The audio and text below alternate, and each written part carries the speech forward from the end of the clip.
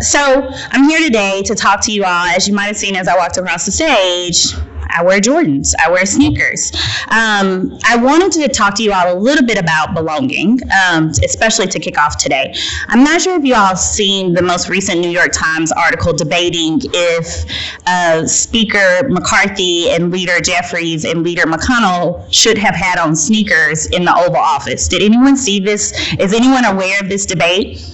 I was enraged when I read this article, and all I could think is, do people just sit in rooms coming up with new ways to discriminate against folks? They're like, if it's not about race, if it's not about age, if it's not about gender, why don't we discriminate based on class? And let's start with shoes.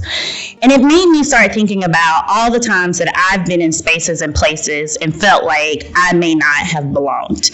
And so I think back to my first instances of having that instilled in me is when I grew up in a small town in rural Mississippi, and my Uncle Bubba was a farmer, and he wouldn't go into government buildings because he didn't have dress clothes. And so it was my job to go into buildings and do whatever work it is he needed with the government. And I didn't know it at the time, but I internalized that some spaces I did not fit in, and some spaces it was not appropriate for me to be in there too.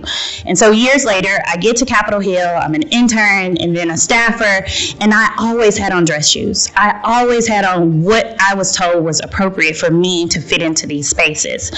And then in 2021, I started at the White House, fresh off of a remote work for 2 years, and I remember getting a call one day during my lunch.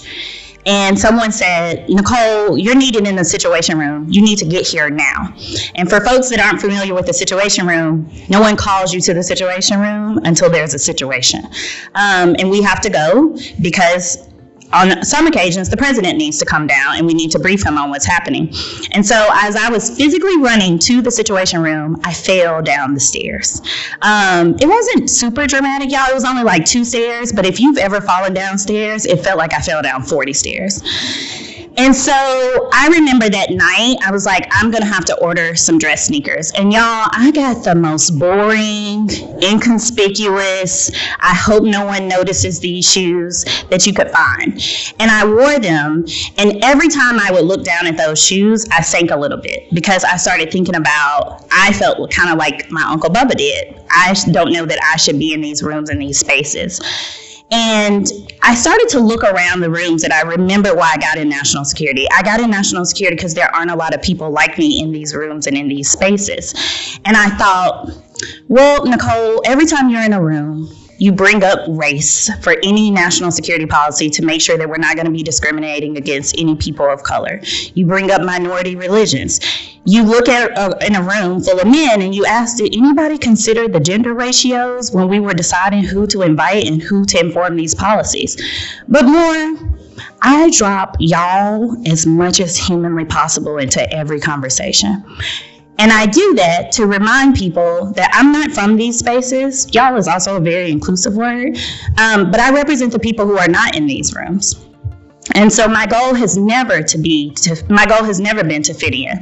My goal has always been to be the voice for the people who are not in the rooms. And so over time at the White House, I decided I'm going to just wear the shoes that I like. The shoes that I like just happen to be Dunks and Jordans, and they're colorful. And today I have on a lot of color. And what I was able to see, y'all, is nothing changed. No work stopped happening. No one was offended. No one wrote a New York Times article about me wearing shoes, wearing sneakers in the White House. And so I wanted to share that with you all today. This summer, you're going to be in a lot of rooms, and you may be the only person that looks like you. You may be the youngest person in the room, and sometimes you're going to make yourself small. I really want to encourage you all to remember that you're here for a very specific purpose, and this is not accidental. And your work is to do the job of the people, the communities, the cities, the towns, the villages, the schools that sent you here.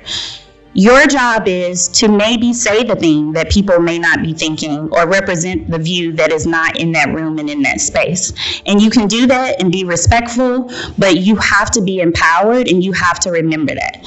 And so, yeah, somehow I turned a story about sneakers into belonging. But I hope every time you all see me, you know that you're supposed to be in the room that I am in. And I hope you remember every time you look down at your feet, no matter what you have on, that you're supposed to be in the same room too. Congratulations on being interns. Thank you.